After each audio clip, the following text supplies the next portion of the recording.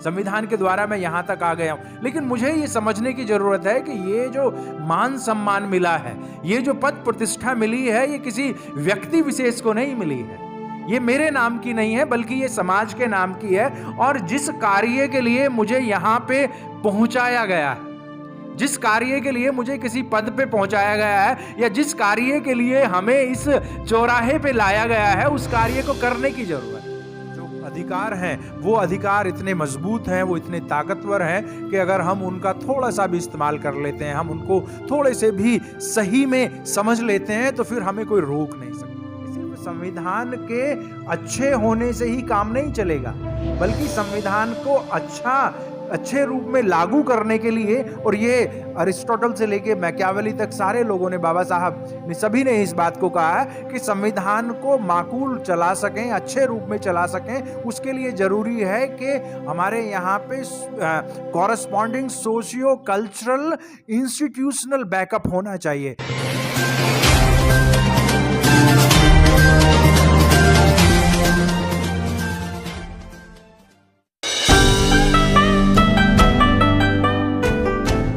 भारत विविधताओं वाला देश है, और अजय जिस बात को कह रहे थे कि हमने उस विविधता को ध्यान में रखते हुए इस देश को राष्ट्र बनाने के लिए संवैधानिक राष्ट्रवाद या संवैधानिक लोकतंत्र का रास्ता चुना है।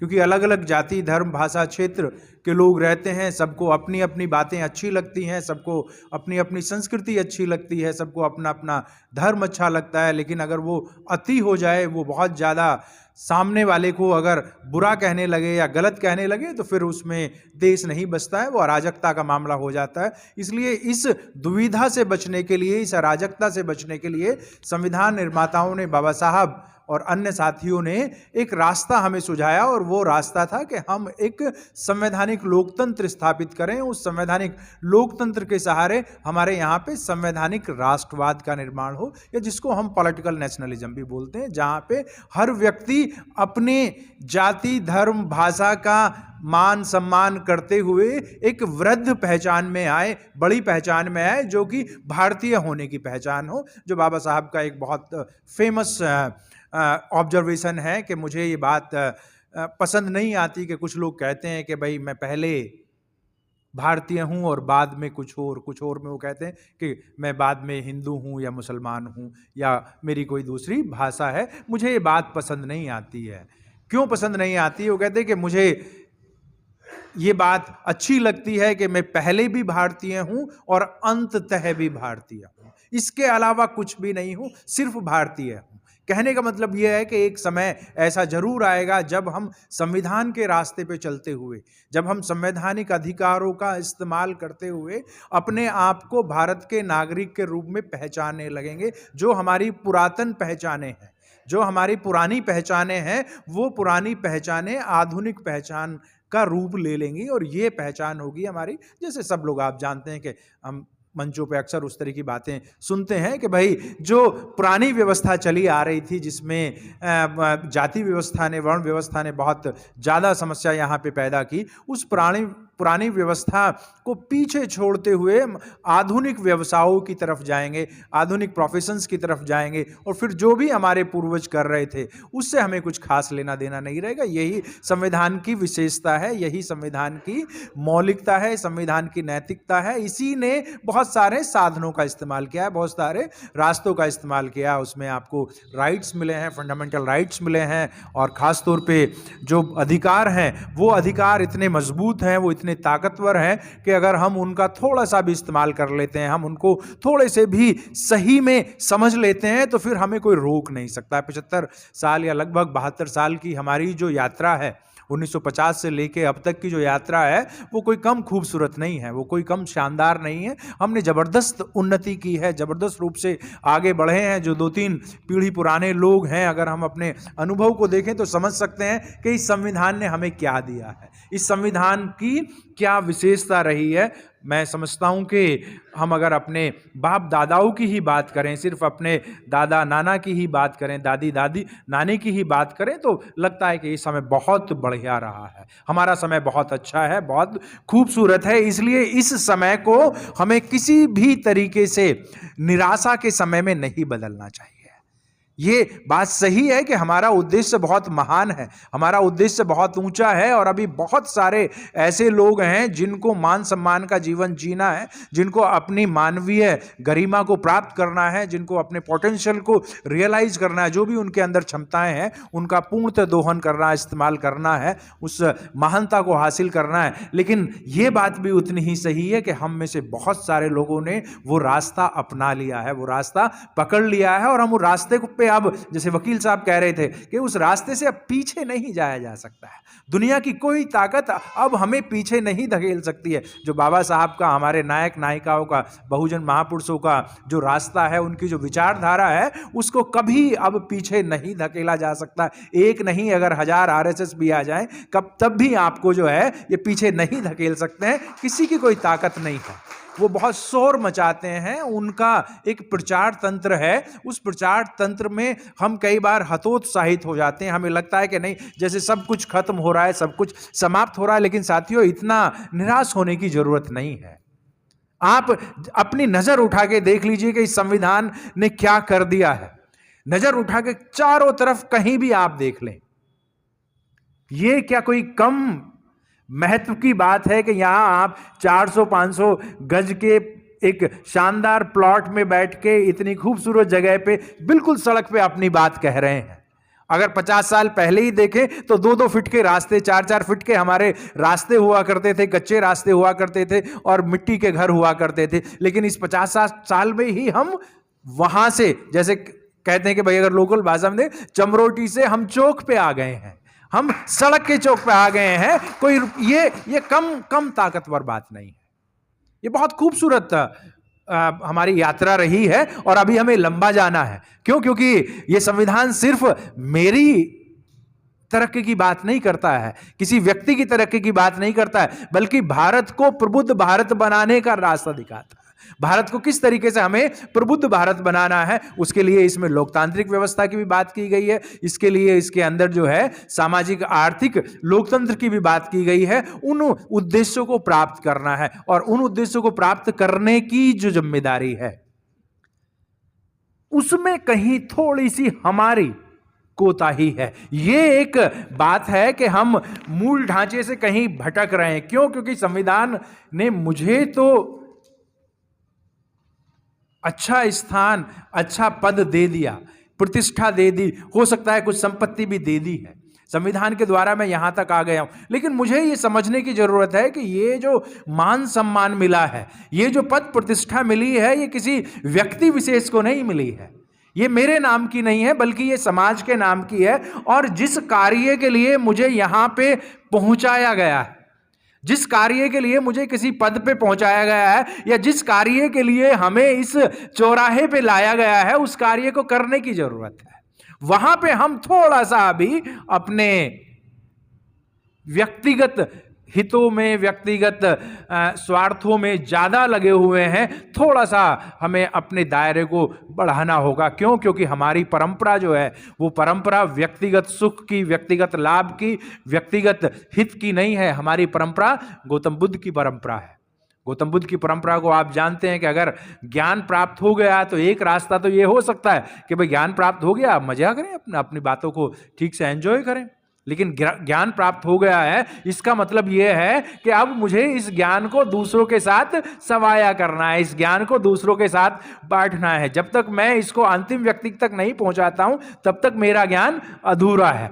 बुद्ध जो है, अगर उनको बुद्धत्व प्राप्त होता है तो उसके बाद पूरी दुनिया में बुद्धिज्म को फैलाते हैं, बुद्धिवाद को फैलाते हैं, अपने सहयोगियों के सहारे, अपने साथियों के सहारे। उसी तरीके से आप बाबा साहब का जीवन देख सकते हैं कि जब उनको ज्ञान प्राप्त हो गया तो फिर उसके बाद उन्होंने उस ज्ञान को अपने तक सीमित नहीं रखा, और वो तो त्याग की एक पराकाष्ठा जो होती है वहां तक पहुंच जाते हैं। अपने आप को, अपने पूरे जीवन को, अपने बच्चों को, अपने परिवार को, सब कुछ न्योछावर करके समाज को आगे बढ़ाने का प्रयास करते हैं। और हमारे लगभग सभी नायक नायिकाएं जो हैं, जिनको हम सामाजिक क्रांतिकारी कहते हैं, उन्होंने भारत में अपने ज्ञान के सहारे, अपने बलिदान के सहारे, अपने संघर्ष के सहारे भारत को प्रबुद्ध भारत बनाने का प्रयास किया, जो कि भारतीय संविधान का मूल उद्देश्य है।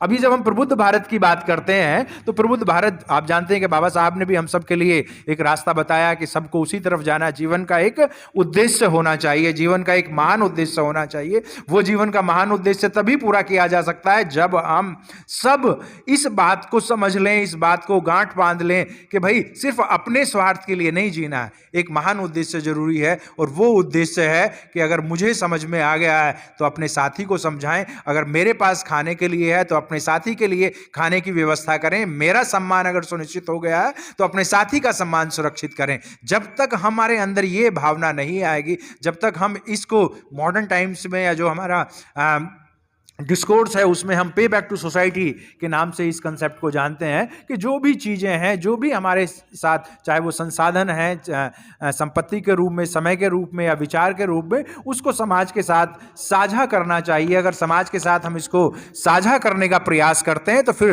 ताकत मिलती है, फिर सभी तरीके से लोग आगे बढ़ने लगते हैं। और इसीलिए मैं कहता हूं कि ये बात बहुत बड़े स्तर पर अब समाज स्वीकार कर चुका है। लाखों की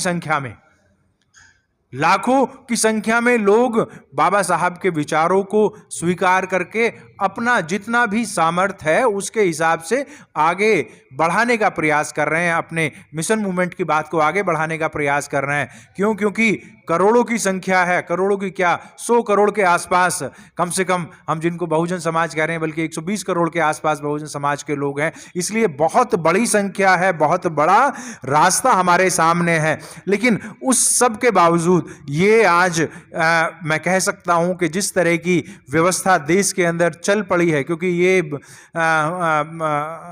आप जो बहुत बड़े इंटेलेक्चुअल्स हैं उनकी बात को कोट कर सकते हैं, सामान्य व्यक्तियों के बातों को कोट कर सकते हैं कि जिस रास्ते पे हम चल पड़े हैं उसको रोकना लगभग असंभव है किसी के भी लिए। आज भले ही उनकी मजबूरी हो, भले ही उनको लग रहा हो कि भाई वो बहुत ज़्यादा ताकतवर हैं या उनके पास बहुत ज़्यादा संसाधन आ गए हैं, लेकिन इस चीज़ को समझने का प्रयास करें क्या अब से पहले हमारे कहीं वाइस चांसलर्स लगे हुए थे? अब से पहले क्या हमारे कहीं प्रोफेसर्स थे? अब से पहले क्या हमारे जजेस थे? अब से पहले क्या हमारे मिनिस्टर्स थे? अब से पहले क्या हमारे चीफ मिनिस्टर्स थे? अब से पहले क्या हमारे अधिकारी लोग थे? नहीं। इसलिए ये जो धीरे धीरे हम बढ़ रहे हैं आगे की तरफ, इसमें थोड़ा सा जो नीचे वाला जो पार्ट है उस पर थोड़ा सा ध्यान देने की ज़रूरत है। बाबा साहब ने जिस चीज़ की तरफ इशारा किया था कि शिक्षा बहुत महत्वपूर्ण चीज़ है, शिक्षा पे हमें निश्चित रूप से ध्यान देने की ज़रूरत है।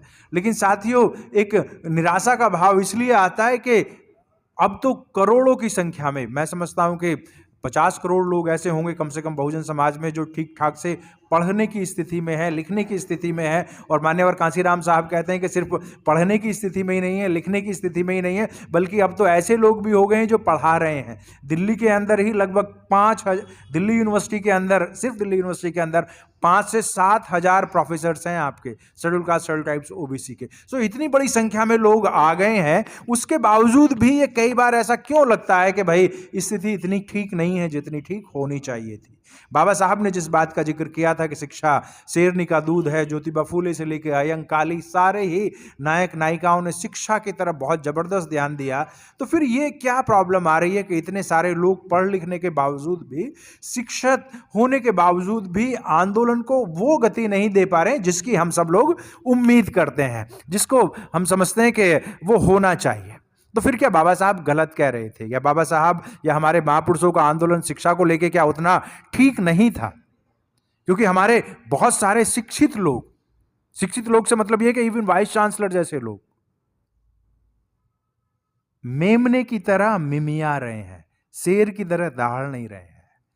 बहुत सारे ऐसे लोग हैं जो उनके सामने दंडवत हैं, एकदम आवाज नहीं ले रहे हैं। चलो कोई राजनेता है, उसको जीतना है, उनके पार्टी से टिकट लेना है, वो चुप है, एक बार को समझ में आ सकता है कि उसकी हो सकता है कि कुछ अपनी व्यक्तिगत स्वार्थ है, राजनीतिक मजबूरी है, लेकिन वो व्यक्ति जो प्रोफेसर बन गया है, वो व्यक्ति जो डीएम बन गया है, वो व्यक्ति जो जज बन गया है, इवन सुप्रीम कोर्ट के जजेस बन गए हैं, उनके सामने क्या मजबूरी है कि वो अपनी बात को नहीं कह पा रहे हैं। वो सही को सही और गलत को गलत नहीं कह पा रहे हैं, न्याय को न्याय और अन्याय को अन्याय नहीं कह पा रहे हैं। उनके अंदर सम्यक दृष्टि क्यों पैदा नहीं हो रही है, उनके अंदर सम्यक संकल्प क्यों नहीं आ पा रहा है? तो क्या ये शिक्षित होके कुछ फायदा नहीं हो रहा है? बात ये नहीं है। बाबा साहब जो बात कहना चाह रहे थे उसका जवाब ज्योतिबा फूले लगभग 200 साल पहले दे चुके हैं, 180 साल पहले दे चुके हैं। उन्होंने क्या कहा था? उन्होंने एक शब्द इस्तेमाल किया था। वो शब्द था कि जब भारत में नई शिक्षा व्यवस्था बनाई जाए तो उसमें कलम कसाईयों को दूर रखा जाए।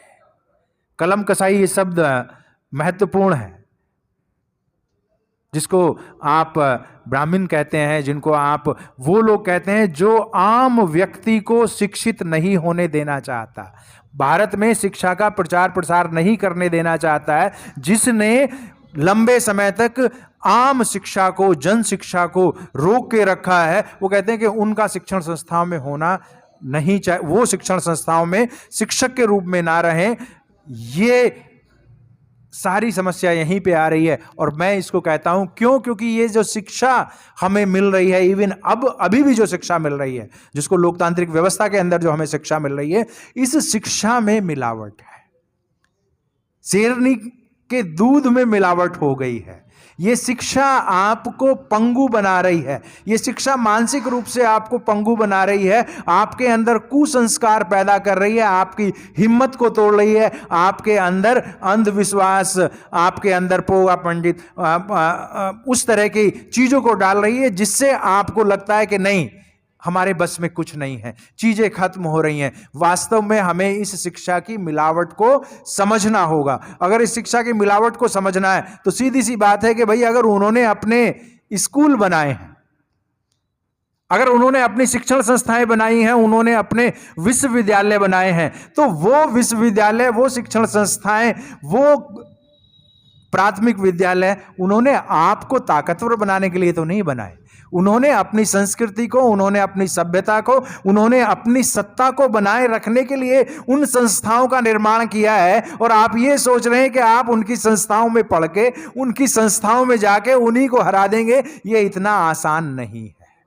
आप जब वहां पे जाते हैं तो उनकी संस्कारों को सीखने लगते हैं, कुसंस्कारित हो जाते हैं आपके अंदर वैचारिक मैलापन आ जाता है, आपके अंदर वो जो दूध की जो मिलावट है वो पैदा हो जाती है। इसलिए हमारे बच्चे भी, इसलिए हमारे बड़े भी, और जो बड़े जॉब्स में भी जा रहे हैं, सरकारी या दूसरे तरह के जॉब्स में भी जा रहे हैं, तो वो एक गलत विचारधारा में पोषित होकर वहां तक पहुंचते हैं। इसलिए डरने लगते हैं, इसलिए उन्हें लगता है कि नहीं, इनके सामने बोला नहीं जा सकता, इनका विरोध नहीं किया जा सकता, इनका मुकाबला नहीं किया जा सकता।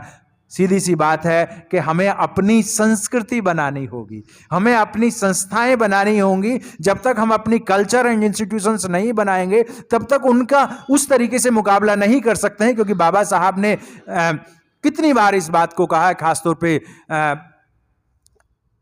किस तरीके से उनका मुकाबला किया जा सकता है, इस बात को रखते हुए कि भाई हमारी जो फाइट है ये कल्चरल फाइट है, सांस्कृतिक लड़ाई है हमारी, एक संस्कृति के खिलाफ हमारी लड़ाई है। उस संस्कृति का मुकाबला आपको दूसरी संस्कृति के द्वारा किया जा सकता है, जो कि वो बुद्धिज्म और ब्राह्मणिज्म की लड़ाई के रूप में सामने रखते हैं। तो जब तक हम एक बुद्धिवादी, जब तक हम एक तार्किक, जब तक हम एक लोकतांत्रिक मानवीय विचारधारा से अपने आप को पोषित नहीं करेंगे, अपने बच्चों को पोषित नहीं करेंगे, तब तक उनका मुकाबला करना मुश्किल हो जाएगा। और उससे भी बड़ी गड़बड़ ये हो रही है कि हम तो उनकी विचारधारा में पलपस रहे हैं, हम तो उनके वहां पे जा रहे हैं, तो फिर अपने बच्चों को कैसे बचाएंगे? बचाने का कोई तरीका नहीं है। बचाने का तरीका क्या है? सही बात तो यह है कि अगर वो वहां पे जाएंगे, उनकी चीजें सीखेंगे, तो उनको कहीं ना कहीं प्रहलाद बना देंगे वो।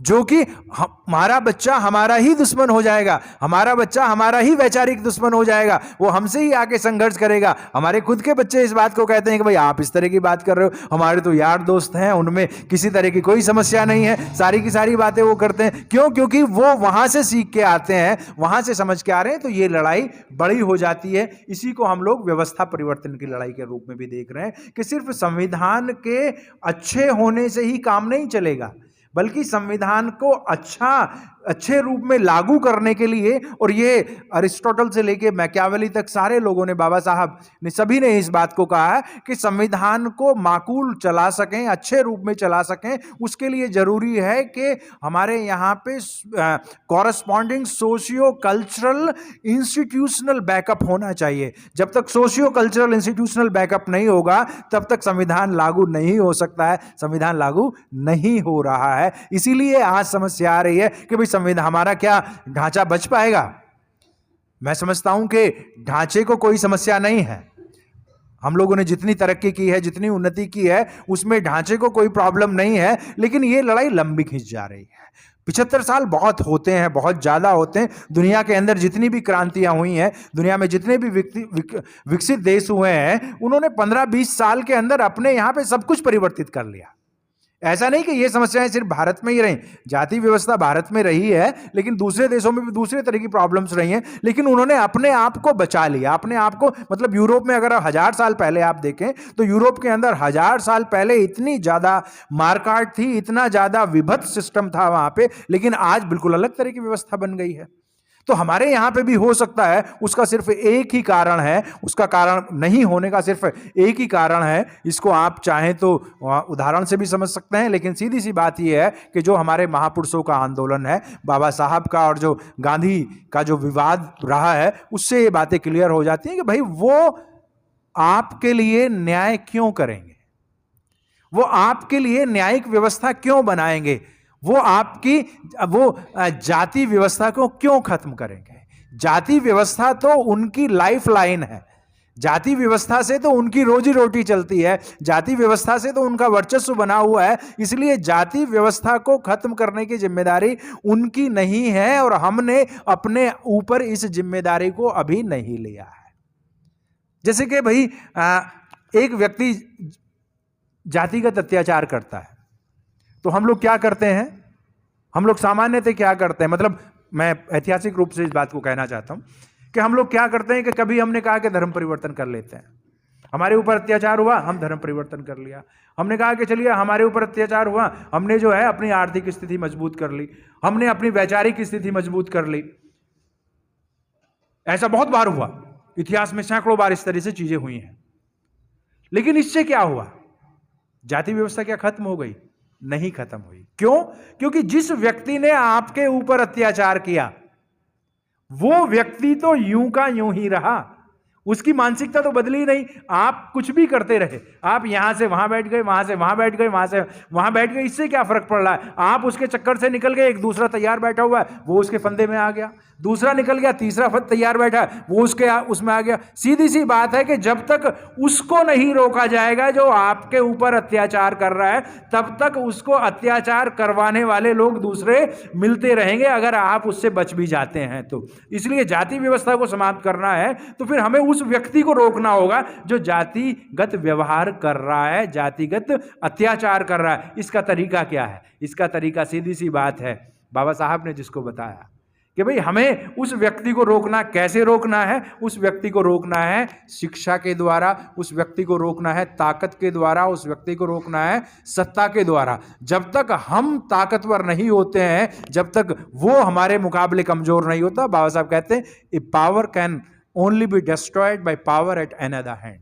एक तरफ अगर ताकत है तो उसको दूसरी ताकत के द्वारा ही रोका जा सकता है, हृदय परिवर्तन नहीं होता। लेकिन पूरा अभी तक का जितना हमारा 2-2.5 हजार साल के में कहते हैं लोग के 2-2.5 हजार साल का अत्याचार का इतिहास है, तो इस पूरे समय में अभी तक हमने उसको रोकने का प्रयास नहीं किया है। उसको रोकने के लिए हमें ज़्यादा ताकत चाहिए, चाहे वो ज्ञान की ताकत हो, चाहे वो संख्या की ताकत हो, चाहे वो पैसे की ताकत हो, और चाहे सत्ता की ताकत हो। जब तक वो पावर हमारे पास नहीं आएगी तब तक हम उसको रोक नहीं पाएंगे, और जब तक रोकेंगे नहीं अत्याचार चलता रहेगा। 1 मिनट और लूँगा मैं, क्योंकि कई सारे साथियों ने इस बारे में कहा और मैं सोच रहा था जब बैठा हुआ था कि ये जो वास्तव में जो जाति तोड़ो और समाज जोड़ो वाला मामला है, 15%, अजय ने भी इस बात को बहुत खूबसूरती से कहा कि वास्तव में जो ये 15% वाला जो मामला है ये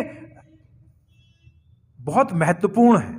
वो 15% है, 15% तो छोड़ दीजिए, वो 3% है मान लिया,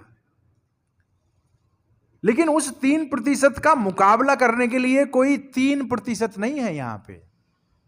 ये जो हम कई बार कहते हैं कि वो बड़ी कम्युनिटी है, ये बड़ी का मतलब यहां पे संख्या से है। वास्तव में अगर आप देखें, अगर संवैधानिक रूप से भी देखें कि 5000 के आसपास ओबीसी हैं, 1500 के आसपास, 1100 के आसपास शेड्यूल कास्ट हैं, 550 के आसपास हमारे शेड्यूल टाइप्स ग्रुप्स हैं, तो ये जो हमारी संख्या है ये 6743 जातियों में जो है, इसको डिवाइड जब हम करके देखते हैं तो किसी के पास 1% भी नहीं आता। इनफैक्ट एवरेज तो 0.8% आता है इसमें। अगर 0.8% एवरेज है तो फिर 3% वाले का मुकाबला आप कैसे करेंगे? 3% वाले का आप आसानी से मुकाबला कर ही नहीं सकते, तो इस संख्या को बढ़ाना पड़ेगा। यहां पे एक थोड़ी सी गफलत हो गई है। मामला इतना खराब नहीं है, 6743 नहीं है एक्चुअली, ये मामला उससे कहीं कम है। पहली बार जो जातियों की जनगणना हुई वो जनगणना हुई 1881 में। 1881 में आप जान के ताज्जुब करेंगे कि यह संख्या 40 से भी कम थी। जातियों की संख्या 40 से भी कम थी, जिसको आज आप 1100 जातियां बोल रहे हैं शेड्यूल कास्ट की, सिर्फ 8 थी वो उस समय पे। ओबीसी की सिर्फ 35 या 37 जातियां थी। लेकिन हुआ क्या कि जब 8 जातियों में शेड्यूल कास्ट, जिनको आज हम कह रहे हैं, या 30-35 जातियों में ओबीसी समाहित हो गया, तो जो विरोधी था उसको ये लगा कि ये तो बहुत ताकतवर हो जाएगा। उसने फिर क्या करना शुरू किया कि भाई कहीं पे चमार है, कहीं पे जाटव है, कहीं पे दोहरे हैं, कहीं पे कुरील है, या जैसे तेल निकालने वाली कम्युनिटी है, तेली है। पूरे 28 प्रदेश हैं हमारे, 28 प्रदेशों में कोई लकड़ी से तेल निकालता है, कोई लोहे से निकालता है, कोई पत्थर से निकालता, काम वो तेल निकालने का ही कर रहे हैं। लेकिन सबकी अलग अलग जातियां हो गई। एक तेल निकालने वाली भारत में कम से कम 150-200 जातियां हैं।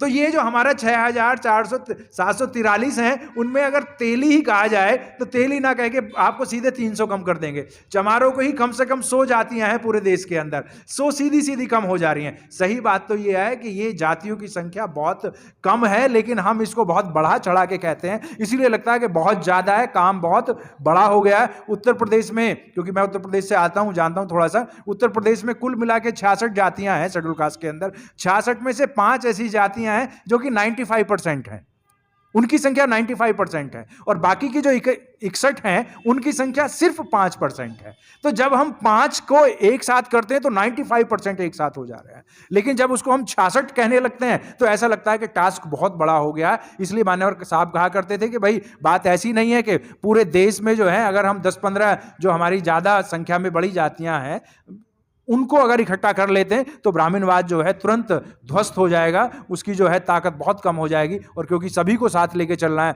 और आज अच्छी बात है कि वामसिप जैसे संगठन और बहुत सारे दूसरे संगठन जो हैं उन्होंने इस बात को आगे बढ़ाया है, जाति तोड़ो समाज जोड़ो आंदोलन को आगे बढ़ाया, और हजारों की संख्या में विभिन्न व्यावसायिक समूहों से, इनफैक्ट जो 1881 में जो जनगणना हुई उसमें जाति शब्द इस्तेमाल नहीं हुआ, व्यावसायिक समूह शब्द इस्तेमाल हुआ था कि व्यावसायिक समूह है। लेकिन वहां पे जो खुराफाती दिमाग है उसने जबरदस्ती ये कह दिया, अरे तुम इनके साथ रहोगे, तुम तो इससे ऊंचे हो, दूसरे को उससे ऊंचा बता दिया, तीसरे को उससे ऊंचा बता दिया। और 1931 में जो लास्ट सेंसस हुआ था उसमें लगभग ये 3000 के आसपास ये संख्या हो गई थी। 50 साल के अंदर ही इतना विभेद आ गया, और अब तो ये संख्या जो अभी आप जातिगत जनगणना जो कराने की बात कर रहे हैं ना, इसमें मुझे लगता है कि ये संख्या जो है 15-20 हज़ार से कम नहीं होगी, ज़्यादा ही हो जाएगी, क्योंकि कोई किसी के साथ रहना नहीं चाहता, अपने आप को अलग दिखाना चाहता है, ऐसा उन्होंने बता दिया है, समझा दिया है। सो मैं इन शब्दों के साथ ही मैं अपनी बात को समाप्त करूंगा। मुझे आपने अवसर दिया, बहुत बहुत धन्यवाद।